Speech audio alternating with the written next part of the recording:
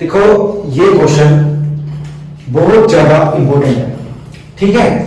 और इस क्वेश्चन को बड़े प्यार से भी देखना है, ठीक है, क्योंकि इसमें आपके पास है ना 3 पॉइंट गिवन है, 3 चीजें निकालनी है। मतलब इसमें क्या क्या निकालना है, इनर कवर सरफेस एरिया निकालना है, रेडियस निकालना है और निकालनी है कैपेसिटी। कैपेसिटी क्या होती है, वॉल्यूम होता है, ठीक है। तो आपके पास क्या क्या गिवन है, देखो पहले हम क्वेश्चन को पढ़ लेते हैं क्या लिख रखा है।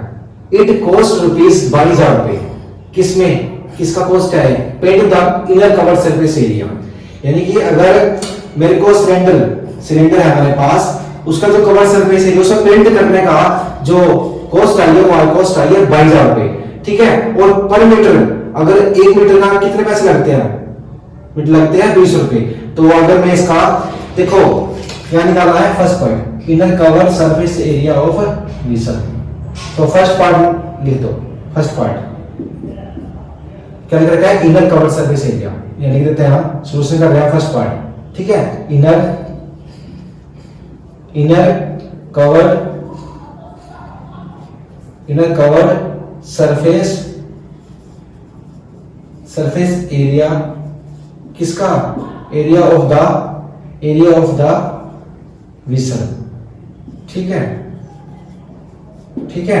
तो कैसे निकालेंगे कवर सरफेस एरिया, कैसे निकालेंगे, हम निकालेंगे मेरे भाई, क्योंकि मेरे पास है ना, मेरे पास क्या क्या गिवन है, रुपीस में गिवन है कितना। अगर रुपीस में गिवन होता है कवर सरफेस एरिया और पर मीटर में गिवन है, तो हम क्या कर देते हैं, हम उसको डिवाइड कर सकते हैं, डिवाइड करके हम कवर सरफेस एरिया निकाल सकते हैं, वो भी मीटर में, ठीक है। रुपीस में गिवन है, मीटर में निकाल सकते हैं। 22,000 डिवाइड बाय कितने रुपए पर मीटर है, 20 रुपए पर मीटर, ठीक है। कट दो उसको, कितना आ गया, 110 मीटर स्क्वायर। यानी आपके पास क्या गए, एक कवर सरफेस एरिया आ चुका है किसका, सिलेंडर वेसल का, ठीक है। अब सेकंड पार्ट में आपके पास से क्या निकालना है, radius of the vessel. Radius of the vessel कैसे निकालेंगे, देखो अब आपने आर निकालनी है, क्या निकालनी है, आर कैसे निकालते हैं, हमारे पास किसका formula as it is given है, इससे निकाल सकते हैं फॉर्मूले से यूज करके, curved surface area of vessel. यानी कवर सरफेस एरिया किसका, सिलेंडर का, कितना होता है, कितना आपके पास गिवन है, 110 मीटर स्क्वायर। ये होता कितना है, 2 पाई आर एच, किसके इक्वल है, 110 के। देखो कवर सरफेस एरिया गिवन है ना 110 मीटर, मैंने अभी निकालना है, तो आर निकालनी है, तो फॉर्मूले पुट कर दो ना, क्योंकि ये इसी के बराबर तो होता है, 110 के बराबर ही तो होता है, ठीक है ना। तो लिखो यहाँ पे 2 पाई का मान क्या है, 22/7। आर कितना है, आर तो निकालनी है। एच कितनी है, एच मतलब डीप यानी कि गहराई कितनी है इसमें, लिख रखा था यहाँ पे 10 मीटर, तो डीप कितनी है, एच कितनी आता है, 10 मीटर, 10 मीटर, ठीक है।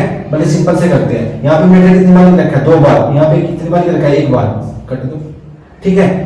1 से 1 0 काट दो, क्या बचा, 11 में 22 काट दो, क्या बचा, 2 गुना 2 कितने होते हैं, 4 होते हैं, बटे कितना आएगा, 7 आएगा, फिर आर आएगा। यहाँ पे कुछ बचा है, यहाँ पे हाँ, यहाँ पे 1 बचा है, 1 मीटर, मल्टीप्लाई कर दो, कितना आएगा, 7/4 मीटर।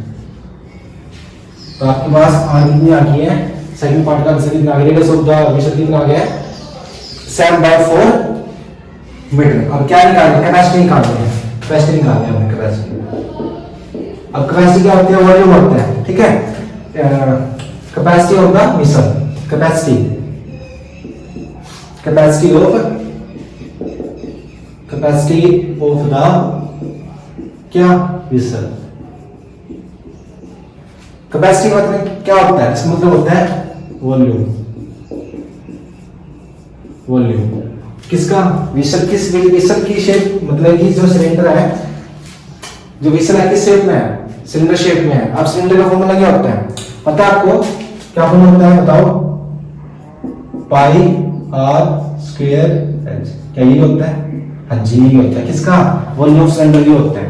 वॉल्यूम ऑफ सिलेंडर क्या होती है, पाई आर स्क्वायर एच होती है। पाई का मान क्या है, अगर पाई का मान कुछ गिवन नहीं होता ना, तो आपने 22/7 लेना है। किसी क्वेश्चन में है ना आपको गिवन होता है कि पाई का मान 3.14 लेना है, तो आप वही लोगे। अगर नहीं लोगे ना तो क्वेश्चन गलत हो जाता है वो, क्योंकि आंसर थोड़ा मैच नहीं करता फिर। तो इसने कुछ नहीं बोला, मैंने लिखा है यहाँ कि पाई का मान क्या करना है। अगर पाई का मान नहीं बता रखा है तो आपने हमेशा 22/7 लेके चलना है, ठीक है। तो 22/7 लेंगे यहाँ पे, 22/7। आर कितनी है आपके पास? आर आएगी मेरे पास 7/4, 7/4। और यहाँ पे आर कितनी बार रखी है? 2 बार, तो 2 बार लगनी लिखनी पड़ेगी क्या? 7/4, 7/, यहाँ मीटर ले लेते पहला मैं, 7/4। एच कितनी है? डी कितना है? 10 मीटर। कितना है? 10 मीटर, ठीक है। अब क्या करेंगे? 7 से 7 कटा, 2 से ये कटा, और बचता कुछ? हाँ जी, इससे कटा 5, क्या बचा फिर? 11 गुना 7 गुना 5। और एक बात याद रखनी है, मीटर का जो वॉल्यूम का जो आंसर आता है ना, हमेशा मीटर क्यूब में आता है। अगर नहीं पता लगे ना वॉल्यूम में, क्योंकि ऑप्शन टाइप जो क्वेश्चन आते हैं ना, तो अगर लिख रखा है वॉल्यूम, वहां पे ऑप्शन में स्क्वायर लिख रखा होगा, खाली मीटर लिख रखा होगा, क्यूब लिख रखा होगा, ठीक है ना। तो आपने देखना है जिसमें क्यूब लिखा होगा ना वो आंसर है। अगर 2 लिख रखा है तो आंसर निकालना पड़ेगा तो आंसर निकालना पड़ेगा ना फिर। लेकिन याद रखिए वॉल्यूम का जो आंसर आता है हमेशा मीटर क्यूब में आता है या सेंटीमीटर क्यूब में आता है। पावर में क्यूब आएगा, पावर में क्यूब आएगा, ठीक है। तो करिए आगे फिर मल्टीप्लाई कर लो। 11 गुना 7 7 35, मल्टीप्लाई कर दो। मल्टीप्लाई कहां करो? यहाँ लिख दो 35 गुना 11, यहाँ पे 5, यहाँ पे 3, यहाँ पे 5, यहाँ पे 3, 5 8 3, कितना है यहाँ पे? 385 डिवाइड बाय 4 मीटर की क्यूब। अब क्या करेंगे? इसको डिवाइड करेंगे। डिवाइड कहां करके दिखाओ आप सभी को? यहाँ कर दो, आपको तो जगह नहीं बची ना। 385 डिवाइड बाय 4 करेंगे। 385 डिवाइड बाय 4 करेंगे, कितने जाएंगे? 4 में कितने होते हैं? 36 होते हैं। 4 में 36, यहाँ पे 2, यहाँ पे 6 24 होते हैं, 24। यहाँ पे 1 आएगा, यहाँ पे 0 आएगी, फिर क्या करेंगे? 4 दूनी 8 होते हैं, 8। यहाँ पे 2, यहाँ पे 0, यहाँ पे 5, यहाँ पे 20 कट गया। तो कैपेसिटी कितनी आई है? कैपेसिटी आ चुकी है 96.25 मीटर क्यूब। ये आपका आंसर आ चुका है, ठीक है। और मेरे को लगता है कि ये क्वेश्चन आपको समझ में आ गया होगा, ठीक है ना? ठीक है। खोल दे दिला दी गल सारी ते कुछ भी कोई ना, एहो जिंदगी नी होनी वारी वारी उदास वे होई ना।